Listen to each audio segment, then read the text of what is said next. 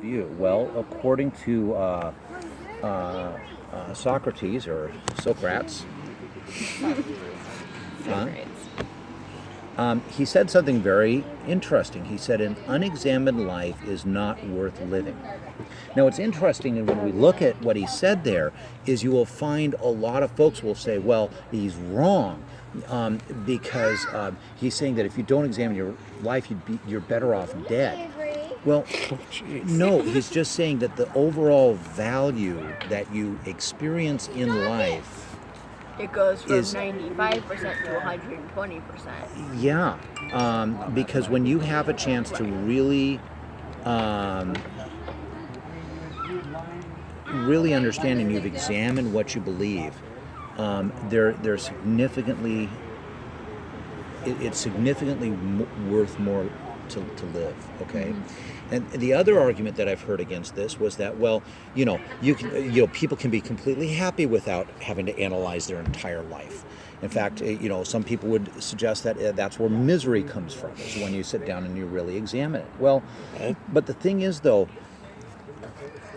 to live in ignorance, to me, is a horrid state to live in, okay?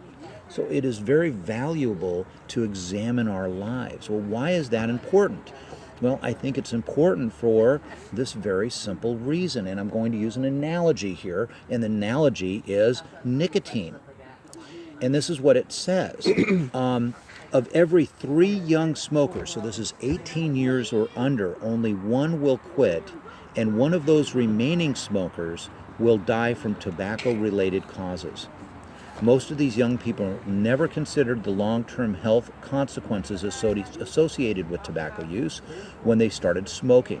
And nicotine, a highly addictive drug, causes many to continue smoking well into adulthood, often with deadly consequences. So why do I bring that? Well, you think about, okay, well, we have 3 young smokers. One will quit, and one of those will die from tobacco-related causes. But then what it's not even talking about here, of those 3, what are the unintended consequences from secondhand smoke of the people around them?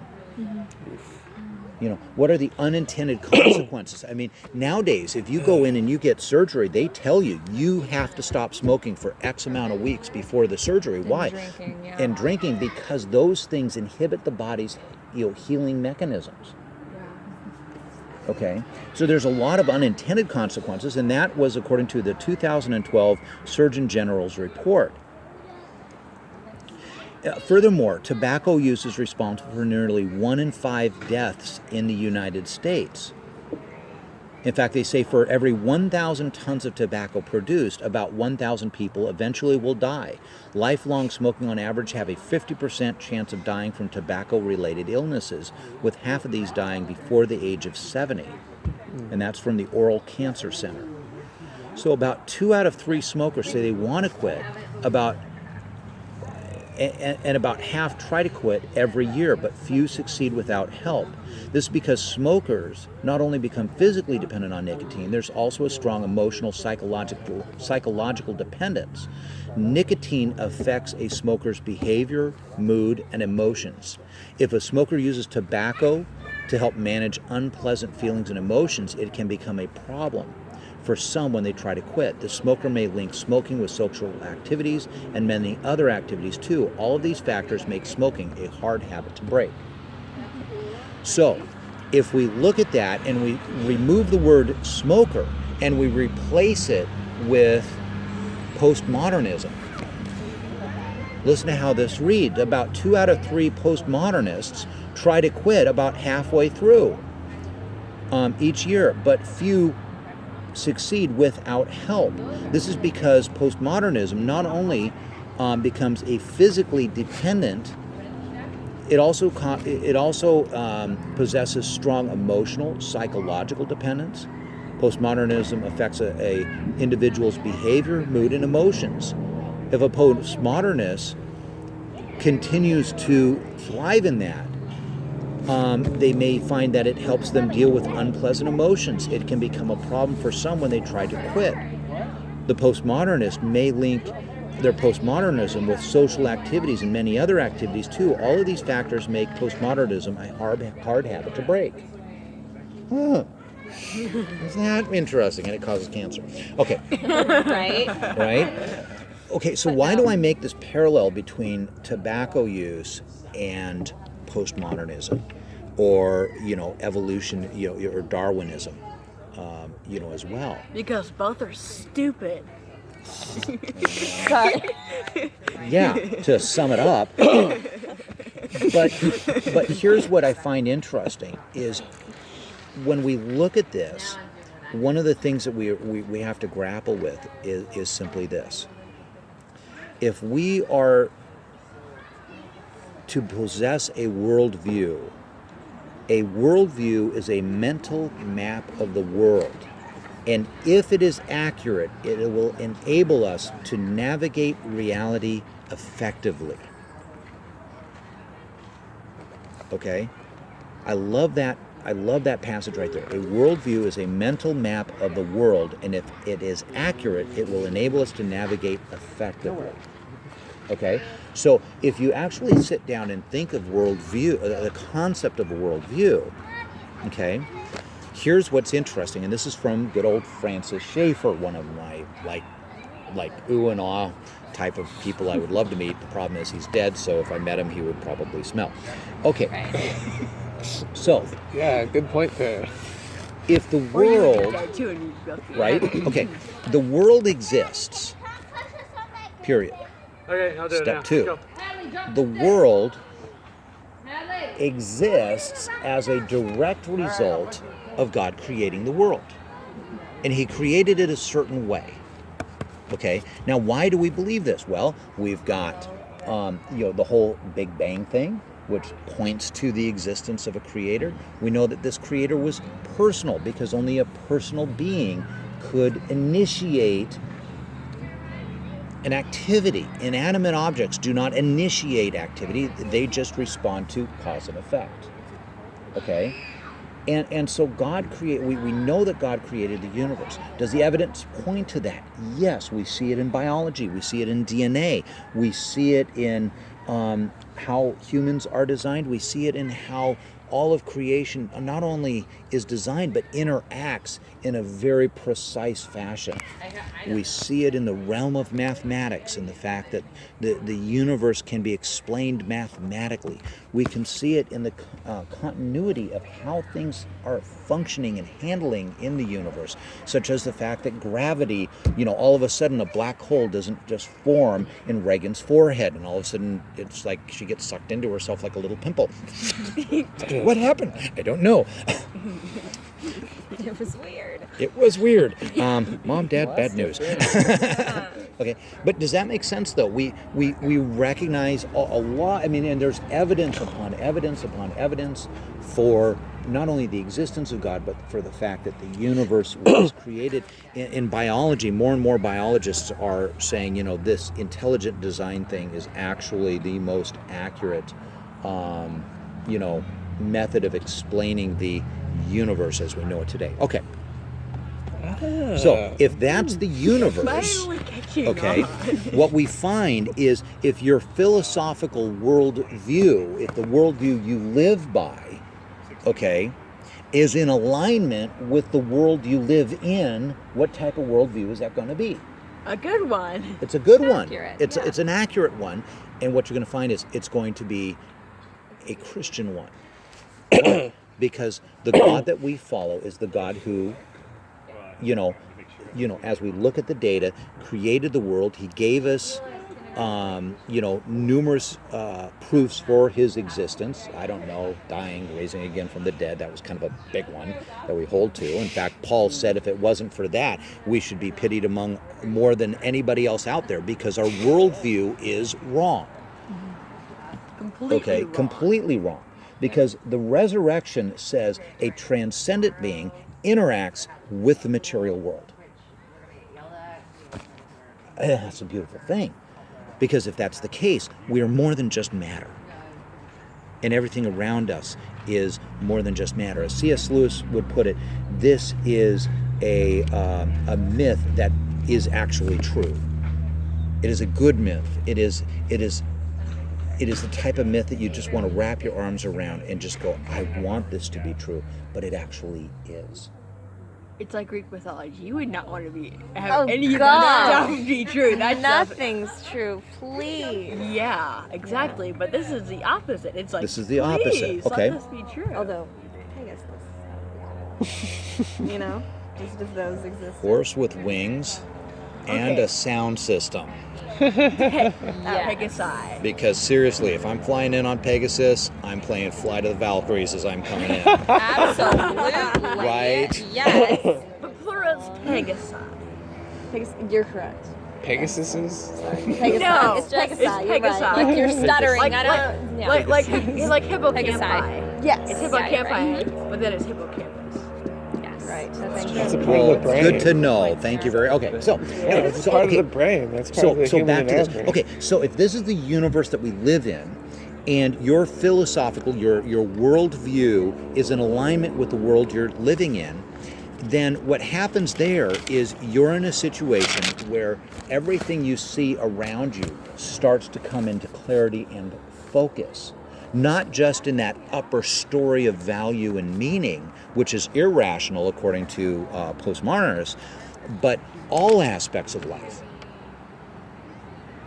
You can do science, you can do history, because history now has a directional focus, a teleological or future-based, direction it is heading to.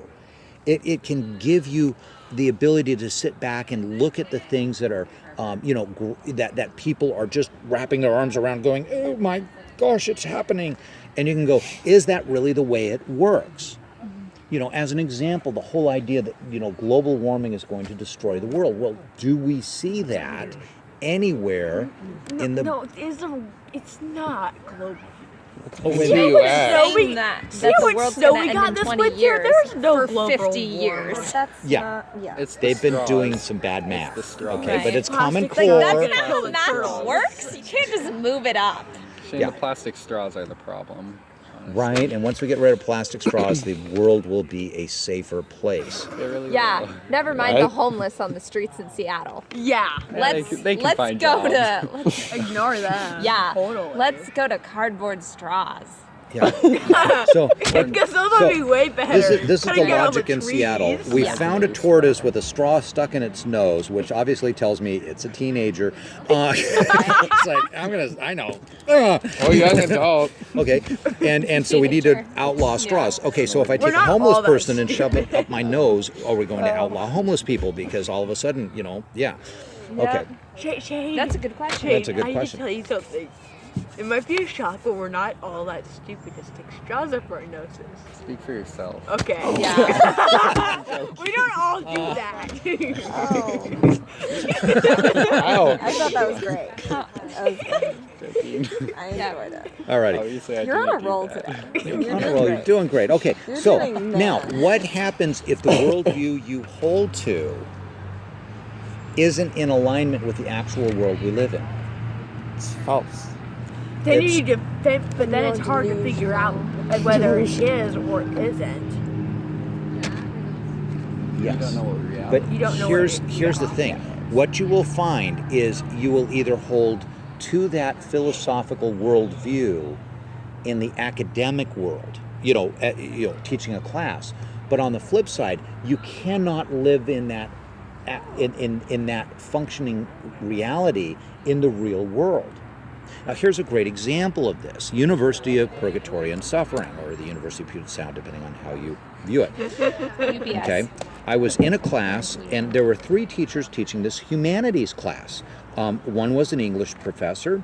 Okay, the second one was a gentleman who just got his PhD in philosophy, and the third was a professor of drama, and she was nuttier than a fruitcake sitting out in the hot desert sun in the middle of the Sahara.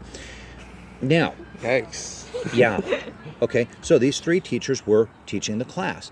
And a gentleman by the name of Joel Calvis-Mackey, great last name, he sat right next to me in the class. And he and I sat in the very far back row of the class because we were the only 2 verbal Christians out of 100+ students in this class.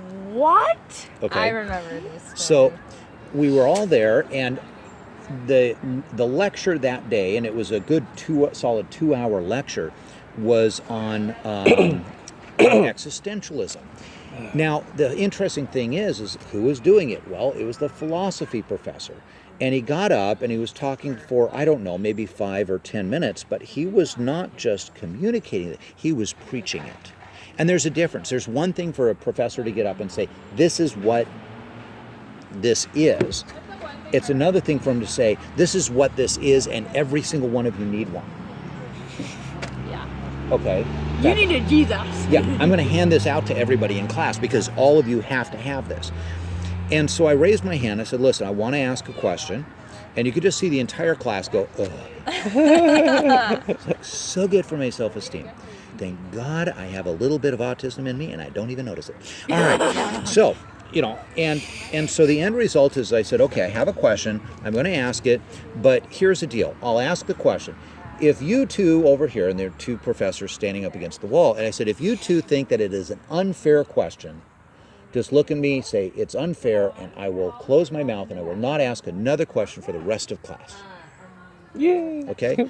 Now, if you think it's a fair question, I will ask you, sir, the question, at which point in time you can either answer yes or no.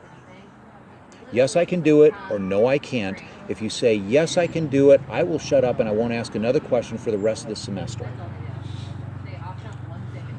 But if you say no, then class is dismissed right now, and none of the material that you're covering today will be on any tests, any essays, or any homework assignments. Oh, jeez. High stakes. And I said, to make it even easier, I'll ask the question first so you two can decide if it's a fair question or not. Now I said, you guys have nothing to lose. What do you say? And they looked at me and said, okay, ask the question. I said, could you live according to the philosophy you're preaching in this class for 24 hours consistently without deviating from the philosophy? Ooh. Can you do that with any Huh? Can you do that with any philosophy? Christianity? Christian. Yeah. Without deviating from it? Isn't that like the perfect person or something? No. Sorry, I'm missing. Because the only person in Christianity who can live it absolutely perfectly, according to Christianity, is Jesus. Okay. So you don't have to live it perfectly because our belief is that you don't have to because he could. And he was only Yeah, but the only person Christianity to. doesn't pass your test. Christianity does pass the test. How? Okay, because as a Christian, okay, first of all, how does one become a Christian? Believe in Jesus and you'll be saved. Yeah, that. Okay, it is a belief that Jesus Christ died and rose again. Okay. If you believe that he is your Lord and Savior, you will be what? Okay. Saved. Yeah. Okay, now from there, okay, does God require us to read the Bible every single day? Okay, does God require us to pray a certain amount every single day? No. Oh, okay. Does the Bible tell us that we have to absolutely fulfill certain things on a daily basis in order to demonstrate our allegiance to Him? No. Okay. But it does say the Believe. Spirit so of it's God so simple. because that we are saved it's by self-fulfilling grace. prophecy anyway. So, okay. Okay.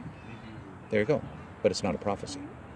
Yeah, I know, but like it's simple enough because there's only one thing. Yes. Yeah. It's profound enough that it that it impacts melts the everything else. Yeah, I mean I get it. I thought you were talking about like the whole lifestyle. Or No, the but ideals, just whatever. believing it. Yeah. I get it. Yeah.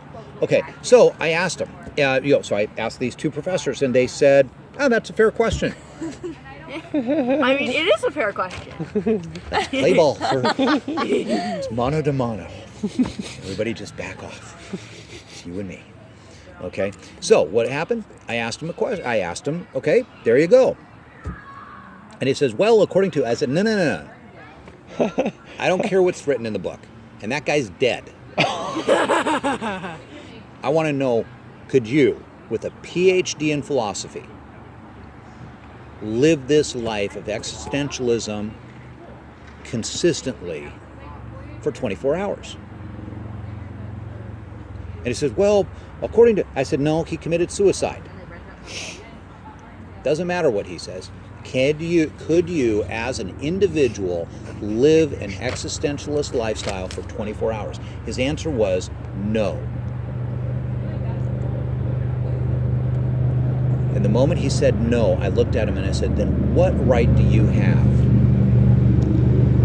with a PhD in philosophy, to walk into this classroom and shove this garbage down the throats of a whole bunch of freshmen, telling us that this is a viable worldview to possess, when it contradicts everything that these students' parents have tried to instill into them, when you with a PhD can't do it for 24 hours? Because I guarantee you, when you walk out this door, you're going to get in your car, you're going to drive on the right side of the road all the way to your house, and you're going to obey certain traffic laws. But if you're a true existentialist, it really doesn't matter what side of the road you're on, nor does it even matter if you're on the road. And no, you would not drive home that way. You have to ignore your worldview in order to live in the actual world that we live in. Okay, the end result was, he said no. We're all walking out of class, and it was kind of interesting because I had one student walk up to me and goes, I have no idea what is happening there, but thank you. Basically, I got him out of class. That's all I cared about. He was on his way out. I had the other students who go, I never heard it that way. But it was interesting because it was at that point, it was a fog to me, because Joelle and I are looking at each other. I was like, oh, it actually worked. Didn't expect it to work. We're planning on it working. Impossible plan works. We walked away and we were like, oh, okay, score one for God. Okay, God 1 point. Okay, these liberal professors 0. And it was funny because it was the English professor, and I liked her actually. She was a nice lady. When she found out that I wanted to go to Multnomah School of the Bible down in Portland, she practically came to my room and helped me pack. Here, let's just load these things into. Here you go. Do you need boxes? I've got the moving truck out there. We've got volunteer students ready to help you out, Shane, to get you down in Portland. As far away from In here fact, as the helicopter is landing in the yard right now, ready to take you. That's going out. That's how you do it. Yeah, if you're going to go out with style. But here's the thing. Start blowing up. When your philosophy, you either have to be hypocritical to your philosophy, and then you have to, kind of live differently. Another example that Francis Schaeffer brings up is, I can't remember the guy's name, but it was a famous philosopher. And again, existentialist. And Francis and him had a chance to sit on the plane, or on a train somewhere in Europe. They were traveling together. Planes, trains, and automobiles. Yeah, exactly. Oh, yeah. And long and the short of it, Francis Schaeffer knew one thing about him, and that was he was, and I forgot the technical term, but he was a collector of mushrooms. He was always out looking for mushrooms. Okay. Mushroom picker. Yeah, it was a mushroom picker. That was his hobby. It seems like a fancy way of saying he's like into bad substances. He wasn't actually. He wasn't. I was just but thinking he it was was just into- collecting mushrooms. Yeah, but he gathered. He would go out and gather mushrooms for dinners and stuff like that. Okay. Well, the funny thing was, as he was doing this, Francis Schaeffer and him are going back and forth, and he says, "Let me ask you this." He says, "One of the things I find curious is you're expounding a philosophy that you could not use when you're picking mushrooms. Just because you believe that mushroom is poisonous doesn't mean I believe that mushroom is poisonous." But is it poisonous? Yes or no? And really, after all, what is the meaning of poisonous? Let's just eat it for dinner. And the guy actually stopped and recognized that Francis Schaeffer was right. He couldn't live his life based on the philosophical view that he held. Okay? I mean, think about it. And we've gone over this before, so this shouldn't come as, I should just be able to touch on it and move on. But the issue of actually free will and the ability to think. Why are we able to think? Well, according to the Christian worldview, it is because a God, a personal, intelligent God, created us with a rationale to understand the rational universe that we live in. Okay? And there is a difference between the brain and the mind. The mind is greater than just the mass of gray matter that's stuck between your ears. It's this big. Okay? It's this big, right? Okay? My brain's But pretty if you small think then. about it, if we believe in evolution, You are nothing more than time plus chance plus matter, and everything you do is nothing more than cause and effect within a closed system. So everything that you do, even the thought about what you're doing, is nothing more than chemical cause and effect. But that can't be right. Well, right. Which kind of blows out of the water the whole premise of I think, therefore I am. Because how do you know you're thinking if all it is cause and effect? It leaves you in a very precarious situation where your worldview doesn't necessarily match the world How you're could in. you be thinking about what you're thinking about what you're Okay, thinking? go for So, and I think therefore I am, isn't the point like the only thing you, I mean, not the point, but like, sure it's a flawed philosophy, but like the only thing you can know is that you think and that you exist. But how do you know that if everything you're thinking about is nothing more than chemical reactions in your brain from cause and effect? Okay.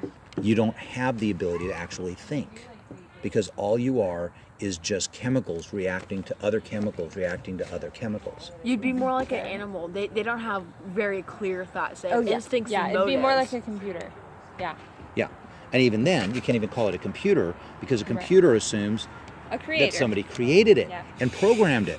But we've done away with that, remember. We're just a bunch of, chemical reactions just on a, very complex level. So we'd be like, So that's the thing. In order Squirrel for a too. naturalist, in other words, somebody who believes purely with a priori assumption that everything has to be naturalistically resolved, okay, has to by the very definition of that a priori assumption, has to make a leap of faith in order to say I'm a rational human being and I can think. Okay, so the end result though is this. It says in Romans, and this is what's interesting. In fact, let's go. This is the one passage we're going to use, and this is Romans chapter 11, verse 33.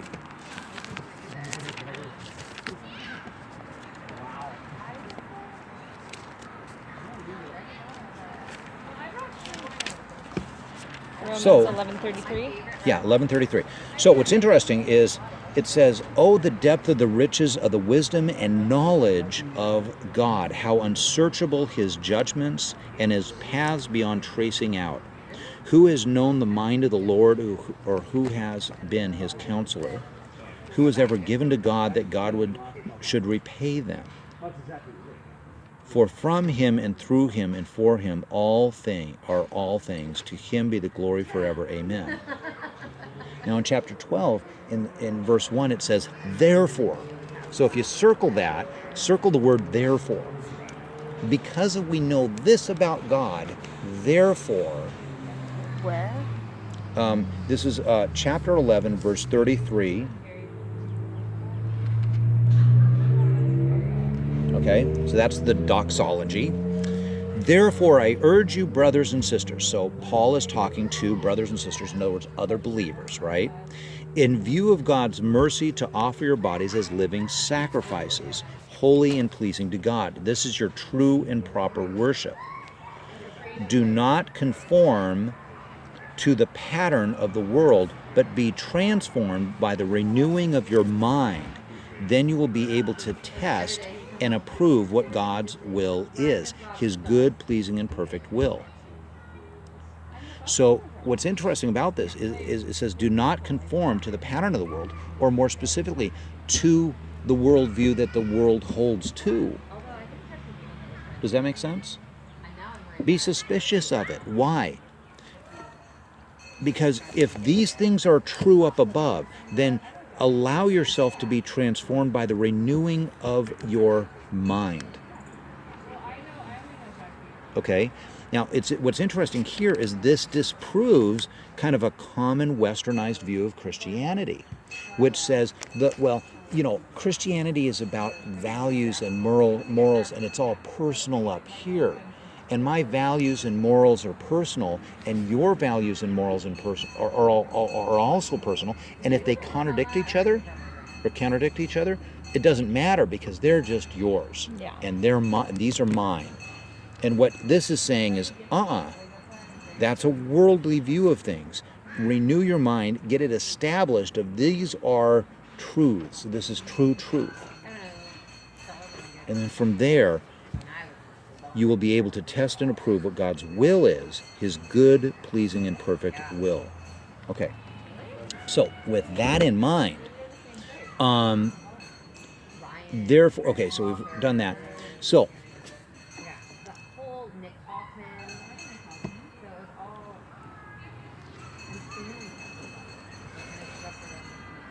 I want to read something to you, and then we're going to jump into something here. You guys ready? Yeah. Ironically, critics often dismiss Christianity as irrational, yet it does not require any irrational, self-contradictory leaps of faith, because it begins with a personal God. Christianity provides a consistent, unified worldview that holds true both in the natural realm and in the moral and spiritual realm. The biblical doctrine of the image of God gives a solid basis for human dignity and moral freedom that is compatible with the compelling witness of human experience. Unlike the evolutionary psychologists, Christians can live consistently on the basis of their worldview because it fits the real world. Okay? So, if we go one step further, this is the metaphysical motivation that drove sociobiology that now drives its offspring, evolutionary psychology. The desire to craft a single, grand, naturalistic image of man. The only way to stand against such a comprehensive naturalistic worldview, as Abraham Kuyper said, is by articulating a Christian worldview of equally comprehensive and far-reaching power. We must prepare young people before they leave for college by teaching them that Christianity is not just religious truth, but the truth about all reality. It is total truth. Wow. Okay. So let's just jump back to page 134. Stop it. Okay. So I'm just going to use good old Marxism. Now, do you guys remember the last few days we talked about creation, the fall, redemption?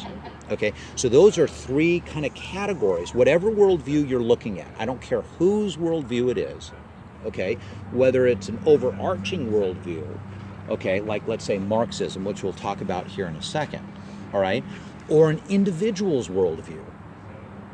Okay, now you might sit down with somebody, and I might sit down with you, and you might look at me and say, I'm an existentialist.